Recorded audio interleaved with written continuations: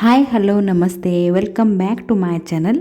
ಇವತ್ತು ನಾನು ಸಾಫ್ಟಾಗಿ ಬಾಯಲ್ಲಿಟ್ಟರೆ ಕರಗುವಂತಹ ರವೆ ಉಂಡೆ ಹೇಗೆ ಮಾಡೋದಂತ ಮಾಡಿ ತೋರಿಸಿದ್ದೀನಿ. ಬನ್ನಿ ನೋಡ್ಕೊಣ ಯಾವ ರೀತಿ ಮಾಡ್ಕೋದಂತ. ಇಲ್ಲಿ ನಾನು 1 kg ಚಿರೋಟಿ ರವಾವನ್ನು ಲೋ ಅಥವಾ ಮೀಡಿಯಂ ಫ್ಲೇಮಲ್ಲಿಟ್ಟು ಚೆನ್ನಾಗಿ ರೋಸ್ಟ್ ಮಾಡ್ಕೋತಾ ಇದ್ದೀನಿ. ಆದಷ್ಟು ಮಟ್ಟಿಗೆ ಚಿಕ್ಕ ರವೆ ತೊಗೋಬೇಕು, ದಪ್ಪದಾಗಿರೋ ರವೆ ತೊಗೋಬೇಡಿ.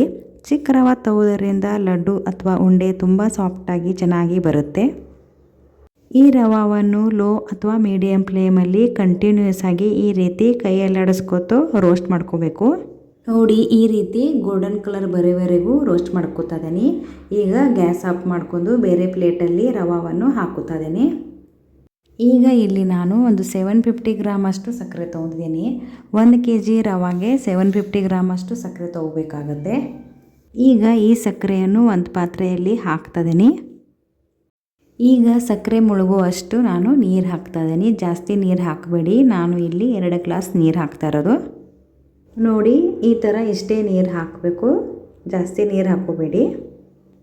ಈಗ ಈ ಸಕ್ಕರೆ ಕರಗುವವರೆಗೂ ಕಂಟಿನ್ಯೂಸ್ ಆಗಿ ಸ್ವಲ್ಪ ಅಲ್ಲಾಡಿಸ್ಕೊತಿರ್ಬೇಕು. ನೋಡಿ, ಸಕ್ಕರೆ ಎಲ್ಲ ಈಗ ಕರಗ್ತದೆ. ಸಕ್ಕರೆ ಕರಗೋ ಟೈಮಲ್ಲಿ ಈ ರೀತಿ ಬುರುಗು ಬರುತ್ತೆ, ಅಂದರೆ ಪಾಕ್ ರೆಡಿ ಆಗ್ತಿದೆ ಅಂತ ಅರ್ಥ.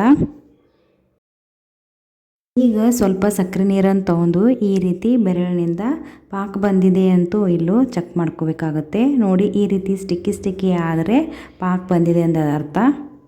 ಈಗ ಗ್ಯಾಸ್ ಆಫ್ ಮಾಡಿ ಆಗಲೇ ಹುರಿದಿಟ್ಟಿರುವ ಚಿರೋಟಿ ರವನ್ನು ಇದರಲ್ಲಿ ಹಾಕಿ ಚೆನ್ನಾಗಿ ಮಿಕ್ಸ್ ಮಾಡ್ಕೋಬೇಕು.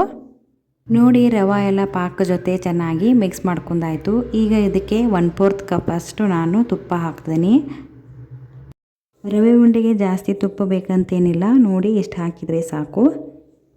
ತುಪ್ಪ ಹಾಕಿದ ತಕ್ಷಣ ನಾನು 1 ಚಮಚ ಏಲಕ್ಕಿ ಪೌಡರ್ ಹಾಕಿ ಒಂದ್ಸಲ ಚೆನ್ನಾಗಿ ಮಿಕ್ಸ್ ಮಾಡ್ತಿದ್ದೀನಿ. ಏಲಕ್ಕಿ ಪೌಡರ್ ಸ್ಕಿಪ್ ಮಾಡದೆ ಹಾಕಿ, ತುಂಬಾ ಚೆನ್ನಾಗಿ ಫ್ಲೇವರ್ ಬರುತ್ತೆ.